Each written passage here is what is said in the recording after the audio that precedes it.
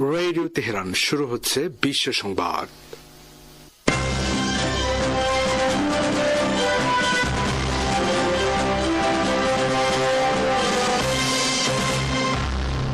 প্রথমেই জানিয়ে দিচ্ছি সংবাদ শিরোনাম।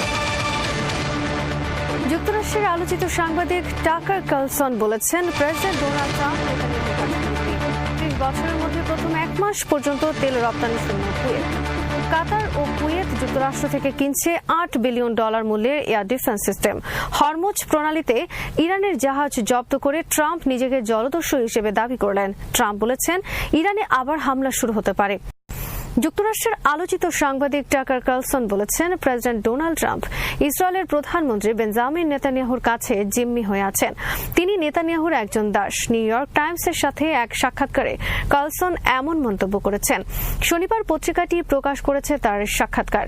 এই সাক্ষাৎকারে কার্লসন বলেন, ইরানের বিরুদ্ধে যুদ্ধে ট্রাম্প একজন স্বাধীন প্রেসিডেন্ট হিসেবে সিদ্ধান্ত নেননি, বরং তিনি একজন জিম্মি প্রেসিডেন্ট হিসেবে সিদ্ধান্ত নিয়েছেন। প্রেসিডেন্ট তার ইচ্ছার বিরুদ্ধে এই যুদ্ধ করছেন। ট্রাম্প কার কাছে জিম্মি হয়ে আছেন এমন প্রশ্নের জবাবে কার্লসন বলেন, বেঞ্জামিন নেতানিয়াহু এবং যুক্তরাষ্ট্রে তার অনেক সমর্থকদের কাছে।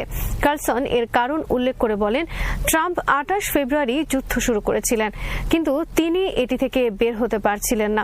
কার্লসন বলেন, 8 এপ্রিল ইরানের সঙ্গে ট্রাম্প যুদ্ধবিরতির ঘোষণার মাত্র কয়েক ঘন্টার মধ্যেই ইসরায়েল লেবাননে নির্বিচার হামলা চালিয়ে বেসামরিক মানুষ হত্যা শুরু করে। ইসরায়েলের মূল উদ্দেশ্য ছিল আলোচনার মাধ্যমে সমাধানের সব পথ বন্ধ করে দেওয়া এবং ইরানকে ধ্বংস ও বিশৃঙ্খল না করা পর্যন্ত যুদ্ধ চালিয়ে যাওয়া। কার্লসন দাবি করেন, ট্রাম্প বলেছিলেন তিনি একটি সমঝোতা চান, কিন্তু ইসরায়েল তা রুখে দিয়েছে।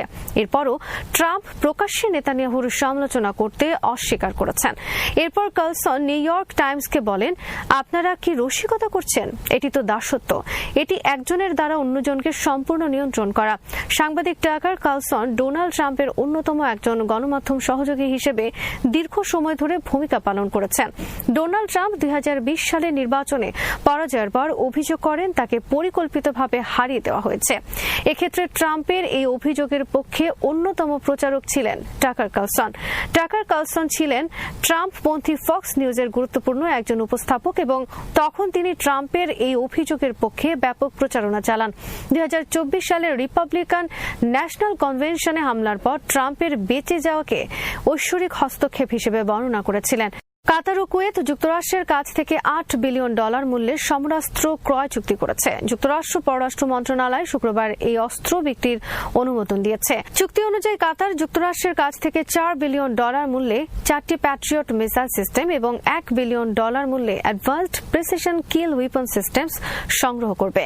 যুক্তরাষ্ট্রের প্রতিটি প্যাট্রিয়ট মিসাইল সিস্টেমে রয়েছে একটি রাডার লঞ্চার সিস্টেম সহ 100টি মিসাইল বা ইন্টারসেপ্টর। প্যাট্রিয়ট মিসাইল 35 কিলোমিটার থেকে 160 কিলোমিটার দূরত্বে এবং 15 থেকে 24 কিলোমিটার উচ্চতায় বিমান, ড্রোন ও ক্রুজ মিসাইল ধ্বংস করতে পারে। কুয়েত $2.5 বিলিয়ন মূল্যে যুক্তরাষ্ট্র থেকে সমন্বিত ব্যাটল কমান্ড সিস্টেম সংগ্রহ করবে। এছাড়া একই দিন যুক্তরাষ্ট্র ও সংযুক্ত আরব আমিরাতের কাছেও $250 বিলিয়ন মূল্যের কিছু সমরাস্ত্র বিক্রির অনুমোদন দিয়েছে। ইরান বলেছে, আলোচনার মাধ্যমে যুদ্ধ বন্ধ করা অথবা পুনরায় যুদ্ধ শুরু করা উভয়ই এখন নির্ভর করছে যুক্তরাষ্ট্রের উপর। বল এখন যুক্তরাষ্ট্রের কোর্টে। যুক্তরাষ্ট্র যদি পুনরায় যুদ্ধ শুরু করতে চায় তাহলে ইরান যুদ্ধের জন্য প্রস্তুত। পাকিস্তানের মাধ্যমে যুদ্ধ বন্ধে নতুন করে 14 দফা প্রস্তাব নেওয়ার পর ইরানের পররাষ্ট্র মন্ত্রণালয় থেকে শনিবার এ বিবৃতি প্রকাশ করা হয়েছে। ইরানের তাসনিম নিউজের খবরে বলা হয়েছে, যুক্তরাষ্ট্রের 9 দফা প্রস্তাবের বিপরীতে ইরান সর্বশেষ 14 দফা প্রস্তাব পেশ করেছে যুক্তরাষ্ট্রের কাছে। এই প্রস্তাবে রয়েছে ইরানের জন্য নিরাপত্তা গ্যারান্টি, লেবানন সহ সব ফ্রন্টের যুদ্ধ বন্ধ করা, গোটা মধ্যপ্রাচ্য থেকে যুক্তরাষ্ট্রের সেনা প্রত্যাহার করা, যুদ্ধের জন্য ইরানকে ক্ষতিপূরণ দেওয়া এবং হরমুজ প্রণালী দিয়ে জাহাজ চলাচল বিষয়ে একটি আন্তর্জাতিক স্বীকৃত আইনি কাঠামো তৈরি করা। 14 দফা প্রস্তাব পাওয়ার পর যুক্তরাষ্ট্রের প্রেসিডেন্ট ডোনাল্ড ট্রাম্প শনিবার বলেছেন, আমরা এটি পুনরায় বিবেচনা করব, তবে মনে হচ্ছে ইরানের বিরুদ্ধে আবার হামলা শুরু করতে হবে। ফ্লোরিডার ওয়েস্ট পাম বিচে শনিবার সাংবাদিকদের সঙ্গে কথা বলার সময় ট্রাম্প বলেন, ওয়াশিংটন পুনরায় হামলা শুরু করতে পারে এমন সম্ভাবনা রয়েছে। ইরান যদি বেশি বাড়াবাড়ি করে তাহলে হামলা চালানো হতে পারে। এ সময় হরমুজ প্রণালী বিষয়ে ট্রাম্প বলেন, হরমুজ প্রণালীতে নৌ অবরোধ অত্যন্ত লাভজনক একটি ব্যবসা। আমরা ইরানের পণ্য জব্দ করেছি, তেল জব্দ করেছি। আমরা অনেকটা জলদস্যুদের মতো, কিন্তু আমরা কোনো খেলাতে খেলছি না। এদিকে যুক্তরাষ্ট্রের ট্রেজারি বিভাগ জানিয়েছে, যেসব ব্যক্তি বা প্রতিষ্ঠান হরমুজ প্রণালী অতিক্রমের জন্য ইরানকে টোল বা মাশুল দেবে তাদের উপরে নিষেধাজ্ঞা আরোপ করা হবে। অন্যদিকে মার্কিন পররাষ্ট্র দপ্তর মেরিটাইম ফ্রিডম কনস্ট্রাক্ট নামে একটি নতুন সমুদ্রপথ ব্যবস্থার ঘোষণা দিয়েছে। এটি মার্কিন সেন্ট্রাল কমান্ডের সেন্টকমের নিয়ন্ত্রণে পরিচালিত হবে। এই ব্যবস্থার আওতায় একটি জাহাজ জোট গঠন করা হবে যারা যুক্তরাষ্ট্রের শর্ত মেনে এই প্রণালী ব্যবহার করবে। এসব জাহাজকে মার্কিন নৌবাহিনীর রণতরী পাহারা দিয়ে নিয়ে যাবে এবং তাদের কোনো টোল দিতে হবে না। 30 বছরের মধ্যে এই প্রথম কুয়েত এক মাসে 1 ব্যারেল অপরিশোধিত জ্বালানি তেল ও রপ্তানি করতে পারেনি। ট্যাঙ্কার ট্র্যাকার্স.com এর এক প্রতিবেদনে এই তথ্য জানানো হয়েছে। এর আগে সর্বশেষ 1990 সালে সাদ্দাম হোসেনের কুয়েত আগ্রাসন এবং পরবর্তীতে ইরাকে আমেরিকান অভিযানের সময় পরিস্থিতি দেখা গিয়েছিল। বর্তমানে ইরান যুদ্ধ এবং হরমুজ প্রণালী বন্ধের কারণে কুয়েত এই দুরবস্থার মুখোমুখি। সংযুক্ত আরব আমিরাত, বাহরাইন, কাতারেও প্রায় একই অবস্থা। তবে সৌদি আরব লোহিত সাগরের মাধ্যমে উল্লেখযোগ্য পরিমাণ জ্বালানি তেল রপ্তানি করতে পারছে। আর এ নিয়ে তীব্র দ্বন্দ্ব চলছে সৌদি আরব ও সংযুক্ত আরব আমিরাত সহ অন্যান্য উপসাগরীয় আরব দেশের সঙ্গে। তাদের অভিযোগ, সৌদি আরব লোহিত সাগর দিয়ে তেল রপ্তানির সুযোগ পাচ্ছে এবং সে কারণে সে হরমুজ প্রণালী চালুর বিষয়ে তেমন কোনো উদ্যোগ নিচ্ছে না। প্রকাশিত প্রতিবেদনে বলা হয়েছে, কুয়েত এখনও তেল উৎপাদন অব্যাহত রেখেছে। উৎপাদিত তেলের একটি অংশ সংরক্ষণে রাখা হচ্ছে এবং বাকি অংশ পরিশোধন করে বিভিন্ন পণ্য হিসেবে রপ্তানি করা হচ্ছে। সোমালিয়ার জলদস্যুরা ইয়েমেন উপকূল থেকে একটি জ্বালানি তেল ভর্তি ট্যাঙ্কার ছিনতাই করেছে। ট্যাঙ্কারটি ছিনতাইয়ের পর তারা সোমালিয়ার দিকে নিয়ে যাচ্ছে। ইয়েমেনের কোস্টগার্ড জানিয়েছে, এমটি ইউরেকা নামের ট্যাঙ্কারটি ছিনতাই হয়েছে এবং এটি সোমালিয়ার দিকে যাচ্ছে। কানা বন্দরের কাছে অ্যাডেন উপসাগরে জলদস্যুরা এটি দখল করে নেয়। বিবিসির খবরে বলা হয়েছে, 22 এপ্রিল সোমালি জলদস্যুদের দ্বারা অনার 25 ছিনতাইয়ের পর এটি 10 দিনের ব্যবধানে এই এলাকায় দ্বিতীয় তেল ট্যাঙ্কার ছিনতাইয়ের ঘটনা। 10 দিন আগে ছিনতাই হওয়া অনার 25 জাহাজটি 19,000 ব্যারেল তেল বহন করছিল। শুক্রবার ছিনতাই হওয়া জাহাজটি পশ্চিম আফ্রিকার দেশ টোগোর পতাকাবাহী এবং শুক্রবার সকালে স্থানীয় সময় ভোর বন্দুকধারীরা এটি দখল করে নেয়। 2011 সাল থেকে সোমালিয়া জলদস্যুদের কার্যক্রম কমতে শুরু করে, কিন্তু হামাস ইসরায়েল যুদ্ধ শুরুর পর 2023 সালের শেষের দিকে ইয়েমেনের হুথি আর্মি অ্যাডেন উপসাগর এবং লোহিত সাগরে জাহাজ আক্রমণ শুরু করে। এরপর থেকে এই অঞ্চলে আবার বেড়ে যায় সোমালিয়া জলদস্যুদের ছিনতাই। ইরানের তেল বাণিজ্যে জড়িত থাকার অভিযোগে 5টি চীনা কোম্পানির উপর যুক্তরাষ্ট্রের আরোপিত নিষেধাজ্ঞার বিরুদ্ধে পাল্টা পদক্ষেপ নিয়েছে চীন। বেইজিং আনুষ্ঠানিকভাবে এই মার্কিন নিষেধাজ্ঞা ঠেকাতে একটি নিষেধাজ্ঞামূলক আদেশ জারি করেছে। যুক্তরাষ্ট্রের অভিযোগ, চীনা প্রতিষ্ঠানগুলো ইরানের তেল কেনাবেচার সঙ্গে যুক্ত, যা আমেরিকান নিষেধাজ্ঞা নীতির লঙ্ঘন। বিশ্লেষকদের মতে, ইরানকে কেন্দ্র করে ওয়াশিংটন ও বেইজিং এর এই নতুন উত্তেজনা দুই দেশের চলমান বাণিজ্য ও কূটনৈতিক সম্পর্ককে আরও জটিল করে তুলতে পারে। ভারতের বহু প্রতীক্ষিত এবং কৌশলগতভাবে অত্যন্ত গুরুত্বপূর্ণ প্রকল্প ইরানের চাবাহার পোর্ট আজ এমন এক সন্ধিক্ষণে এসে দাঁড়িয়েছে যেখানে স্বপ্ন আর বাস্তবতার মধ্যে ব্যবধান ক্রমেই স্পষ্ট হয়ে উঠছে। একসময় যে বন্দরটিকে ভারত তার আঞ্চলিক প্রভাব বিস্তার, বাণিজ্য সম্প্রসারণ এবং ভূ রাজনৈতিক ভারসাম্য রক্ষার অন্যতম প্রধান হাতিয়ার হিসেবে দেখত, সেই প্রকল্প এখন নানা আন্তর্জাতিক চাপ, নিষেধাজ্ঞা এবং সংঘাতের কারণে কার্যত অনিশ্চয়তার গহ্বরে পড়েছে। বিশেষ করে যুক্তরাষ্ট্রের নিষেধাজ্ঞা নীতি এবং ইরানকে কেন্দ্র করে চলমান উত্তেজনা এই প্রকল্পের ভবিষ্যৎকে প্রশ্নবিদ্ধ করে তুলেছে। চাবাহার নিয়ে আল জাজিরার বিশ্লেষণ থেকে ভারতের স্বপ্নভঙ্গের কিছুটা জানাচ্ছেন ওয়াহিদ ফারুকী।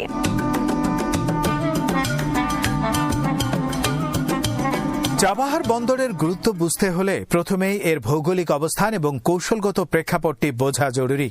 ইরানের দক্ষিণ পূর্ব উপকূলে ওমান সাগরের তীরে অবস্থিত এই বন্দরটি এমন স্থানে গড়ে উঠেছে যা দক্ষিণ এশিয়া, মধ্য এশিয়া এবং পশ্চিম এশিয়ার মধ্যে একটি সংযোগের স্থল হিসেবে কাজ করতে পারে। এটি পাকিস্তানের গোয়াদার পোর্ট থেকে খুব বেশি দূরে নয়, মাত্র 140 কিলোমিটার। এই ভৌগোলিক নৈকট্যই এটিকে একটি গুরুত্বপূর্ণ কৌশলগত কেন্দ্রবিন্দুতে পরিণত করেছে।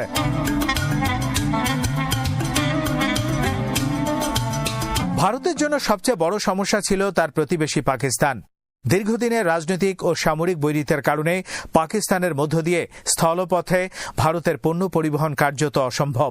ফলে আফগানিস্তান এবং মধ্য এশিয়ার দেশগুলোর সঙ্গে সরাসরি যোগাযোগের ক্ষেত্রে ভারত সবসময় একটি বড় প্রতিবন্ধকতার মুখে পড়েছে। এই পরিস্থিতিতে চাবাহার বন্দর ভারতের জন্য এক ধরনের বিকল্প দরজা খুলে দেয়। সমুদ্রপথে পণ্য ইরানে পাঠিয়ে সেখান থেকে সড়ক ও রেলপথ ব্যবহার করে আফগানিস্তান এবং মধ্য এশিয়ায় পৌঁছানোর যে পথ তৈরি হয় সেটি ভারতের জন্য কৌশলগতভাবে অত্যন্ত মূল্যবান হয়ে ওঠে।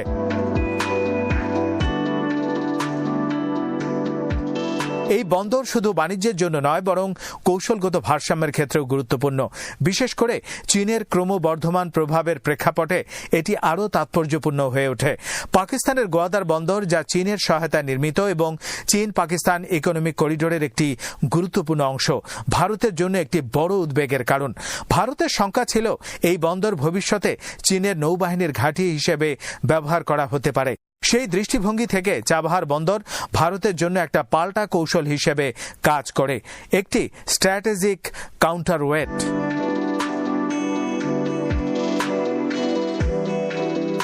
চাবাহার আরও একটি বৃহত্তর প্রকল্পের অংশ, international north south transport corridor. এই করিডোরটি ভারত, ইরান, রাশিয়া এবং ইউরোপকে সংযুক্ত করে। এটি একটি বহুমাত্রিক পরিবহন নেটওয়ার্ক, যার মাধ্যমে পণ্য দ্রুত এবং কম খরচে পরিবহন করা সম্ভব। ফলে চাবাহার বন্দর এই বৃহৎ করিডোরের একটি গুরুত্বপূর্ণ নোড হিসেবে কাজ করে। তবে এই স্বপ্ন বাস্তবায়নের পথ কখনোই মসৃণ ছিল না। 2003 সালে ভারত ও ইরানের মধ্যে চাবাহার উন্নয়ন নিয়ে প্রথম চুক্তি হলেও পরবর্তী সময়ে আন্তর্জাতিক রাজনীতির কারণে প্রকল্পটি বারবার বাধার মুখে পড়ে। বিশেষ করে যুক্তরাষ্ট্রের নিষেধাজ্ঞা এই প্রকল্পের অগ্রগতিকে দীর্ঘদিন ধরে থামিয়ে রাখে। 2015 সালে ইরান নিউক্লিয়ার ডিল স্বাক্ষরের পর পরিস্থিতি কিছুটা স্বাভাবিক হয় এবং ভারত আবার প্রকল্পটি এগিয়ে নেওয়ার সুযোগ পায়।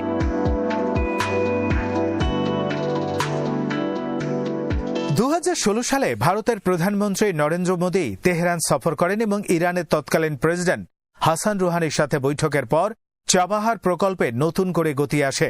ভারত প্রায় $500 মিলিয়ন বিনিয়োগের প্রতিশ্রুতি দেয় এবং বন্দরটি একটি গুরুত্বপূর্ণ অংশ পরিচালনার দায়িত্ব গ্রহণ করে। কিন্তু 2018 সালে ডোনাল্ড ট্রাম্প প্রশাসন ইরান নিউক্লিয়ার ডিল থেকে সরে এসে আবার ইরানের ওপর কঠোর নিষেধাজ্ঞা আরোপ করে। এর ফলে চাবাহার প্রকল্প আবার অনিশ্চয়তার মুখে পড়ে। যদিও তখন আফগানিস্তানের উন্নয়নের কথা বিবেচনা করে যুক্তরাষ্ট্র এই প্রকল্পের জন্য একটি বিশেষ ছাড় দেয়, যা ভারতের জন্য একটি বড় স্বস্তি ছিল।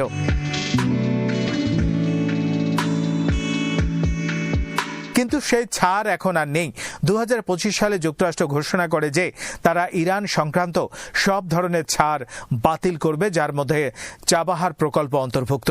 যদিও ভারতের অনুরোধে 2026 সালের এপ্রিল পর্যন্ত একটি সাময়িক সময় বাড়ানো হয়েছিল, সেই সময়সীমা শেষ হওয়ার পর এখন প্রকল্পটি কার্যত নিষেধাজ্ঞার আওতায় চলে এসেছে।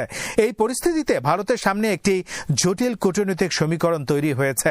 একদিকে তার রয়েছে দীর্ঘমেয়াদী কৌশলগত স্বার্থ, আফগানিস্তান ও মধ্য এশিয়ার প্রবেশাধিকার, চীনের প্রভাব মোকাবেলা এবং আঞ্চলিক বাণিজ্য সম্প্রসারণ। অন্যদিকে রয়েছে যুক্তরাষ্ট্রের সঙ্গে তার ক্রমবর্ধমান সম্পর্ক, যা বর্তমান ভারতের পররাষ্ট্র নীতির একটি গুরুত্বপূর্ণ স্তম্ভ। এদিকে ইরান যুক্তরাষ্ট্র উত্তেজনা ক্রমেই বাড়ছে। হরমুজ প্রণালী, যা বিশ্বের অন্যতম গুরুত্বপূর্ণ জ্বালানি পরিবহন পথ, তা নিয়ে উত্তেজনা ভারতের জন্য বিশেষ উদ্বেগের কারণ ভারতের জ্বালানি আমদানির একটি বড় অংশ এই পথ দিয়ে আসে। ফলে এই অঞ্চলে অস্থিরতা ভারতের অর্থনীতি ও জ্বালানি নিরাপত্তাকে সরাসরি প্রভাবিত করছে। ভারতের অভ্যন্তরেও এই বিষয়টি নিয়ে রাজনৈতিক বিতর্ক তুঙ্গে। বিরোধী দল ইন্ডিয়ান ন্যাশনাল কংগ্রেস সরকারের সমালোচনা করে বলেছে, যুক্তরাষ্ট্রের চাপের কাছে নতি স্বীকার করে ভারত তার কৌশলগত স্বার্থ বিসর্জন দিচ্ছে। অন্যদিকে সরকার বলছে তারা এখনো কূটনৈতিকভাবে সমাধানের চেষ্টা চালিয়ে যাচ্ছে এবং চাবাহার প্রকল্প থেকে পুরোপুরি সরে আসার কোনো সিদ্ধান্ত নেয়নি।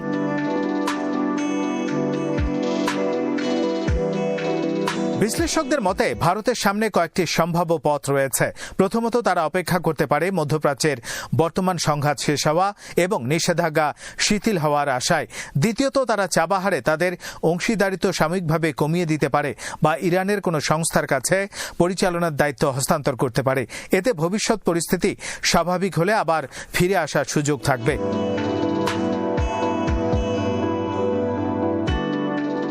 তৃতীয় এবং সবচেয়ে কঠিন সিদ্ধান্ত হল পুরোপুরি প্রকল্প থেকে বেরিয়ে আসা।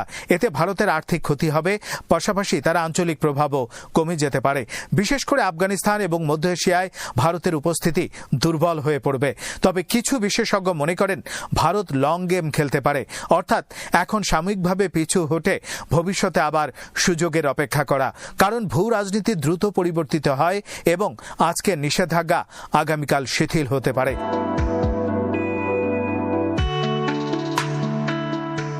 সবশেষে বলা যায় ভারতের চাবাহার স্বপ্ন এখনো পুরোপুরি মৃত নয়, তবে তা গভীর সংকটে পড়ে গেছে। এটি এখন নির্ভর করছে যুক্তরাষ্ট্র ইরান সম্পর্ক, মধ্যপ্রাচ্যের নিরাপত্তা পরিস্থিতি এবং ভারতের নিজস্ব কৌশলগত অগ্রাধিকার, এই তিনটি মূল উপাদানের উপর।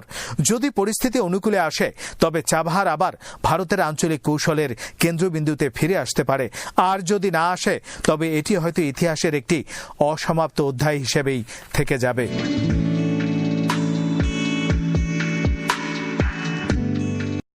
ইরান ও যুক্তরাষ্ট্রের মধ্যকার ভঙ্গুর যুদ্ধবিরতি এবং ট্রাম্প প্রশাসনের পুনরায় পূর্ণমাত্রায় যুদ্ধ শুরুর মরিয়া চেষ্টার মধ্যেই চাঞ্চল্যকর তথ্য সামনে এনেছে প্রেস টিভি।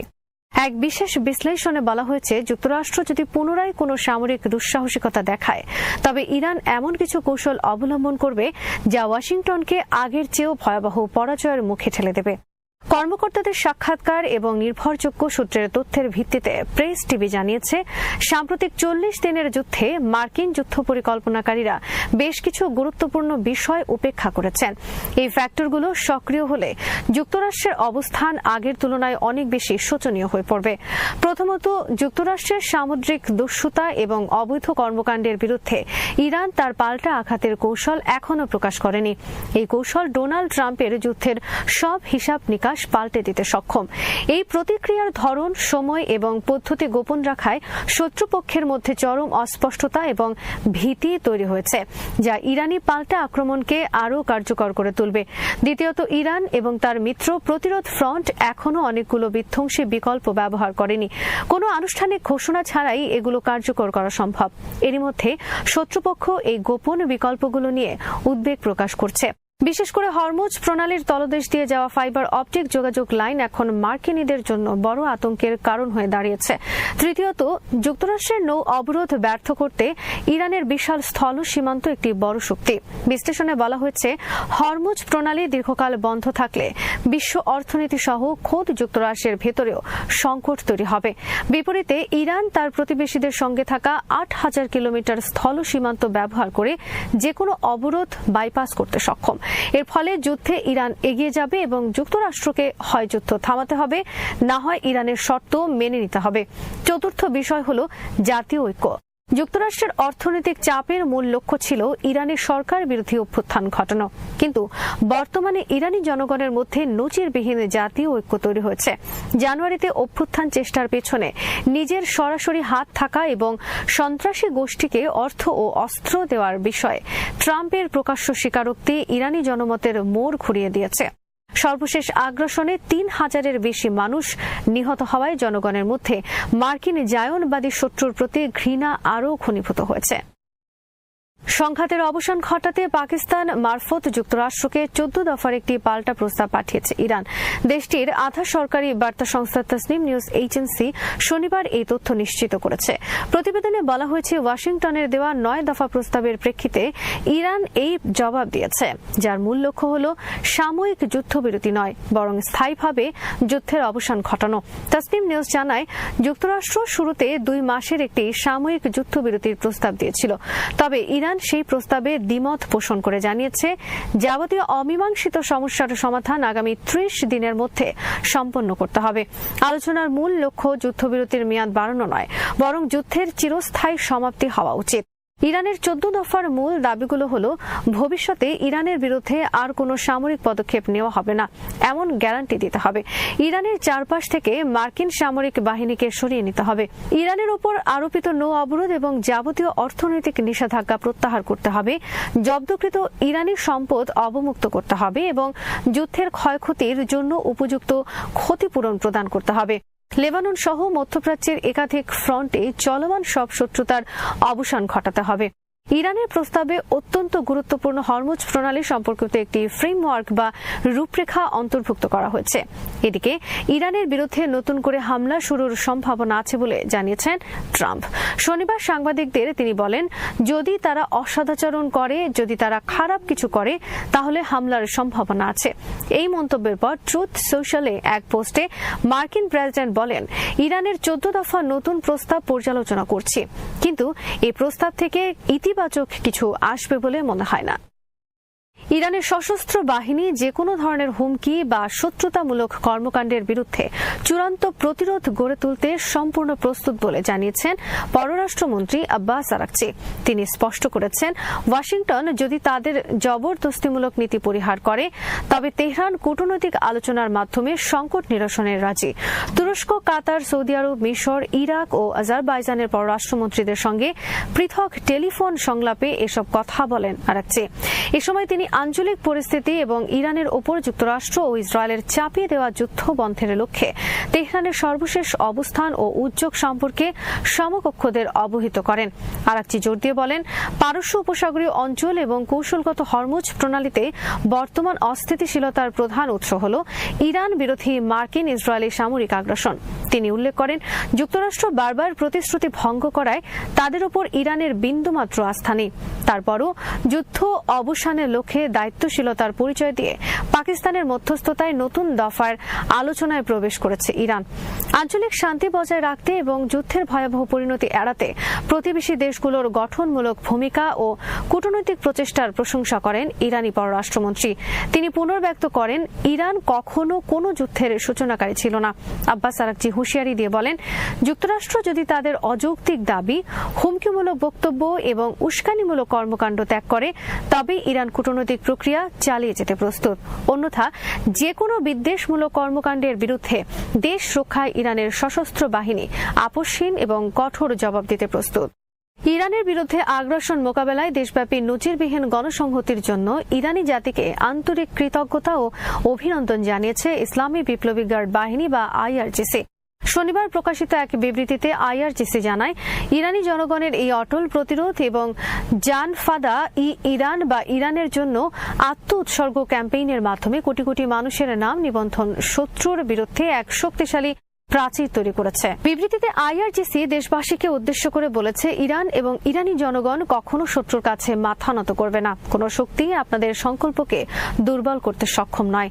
আইআরজিসি দেশব্যাপী বিশাল সংহতির সমাবেশগুলোকে যুক্তরাষ্ট্র এবং ইসরায়েলের সাম্প্রতিক 40 দিনের উস্কানিহীন আগ্রাসনের বিরুদ্ধে একটি মহাকাব্যিক এবং অতুলনীয় দেশপ্রেমিক প্রতিরক্ষা হিসেবে অভিহিত করে। এই অংশগ্রহণকে বর্তমান সর্বোচ্চ নেতা আয়াতুল্লাহ সৈয়দ মুস্তফা খামেনির প্রতি জনগণ আনুগত্যের বহিঃপ্রকাশ হিসেবে দেখা হচ্ছে, যিনি আগ্রাসনের প্রাথমিক পর্যায়ে আয়াতুল্লাহ সৈয়দ আলী খামেনির শাহাদাতের পরে নেতৃত্বের দায়িত্ব গ্রহণ করেন। আইআরজিসির মতে এই সমাবেশগুলো শত্রুকে চেনা এবং বর্তমান সংবেদনশীল পরিস্থিতিতে নিজেদের কর্তব্য নির্ধারণে ইরানি জাতির প্রজ্ঞার প্রতিফলন।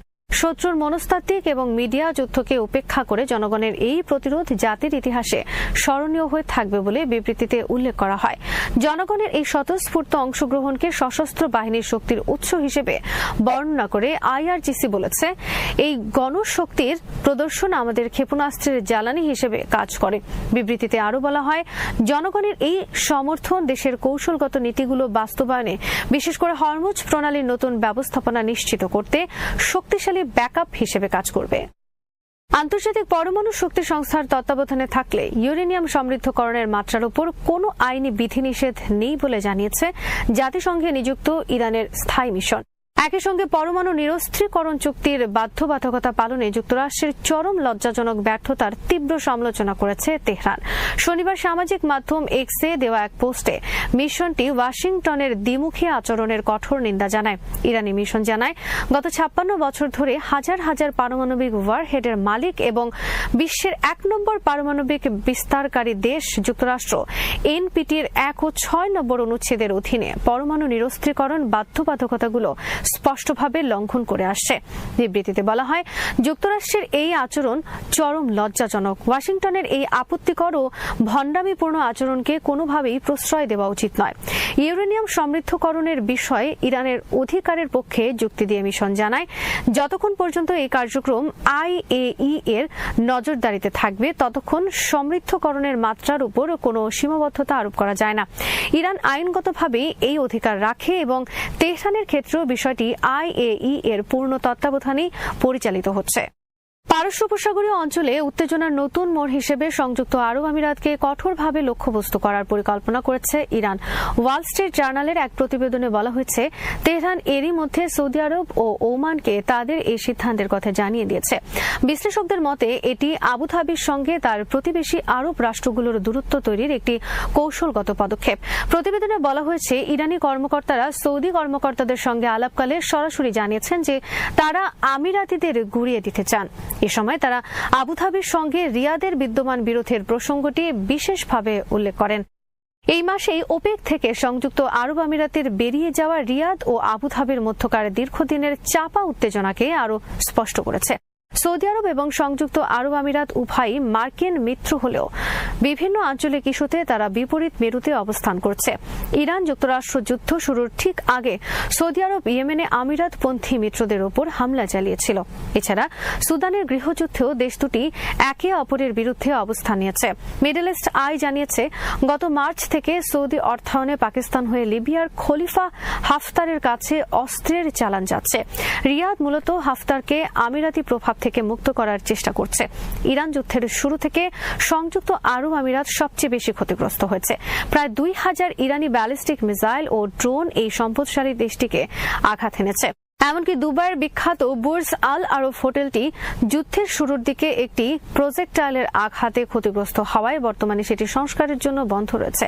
ফিনান্সিয়াল টাইমসের মতে, যুদ্ধের সময় ইসরায়েল আমিরাতকে লেজার ডিফেন্স সিস্টেম সহ উন্নত অস্ত্র সরবরাহ করেছে।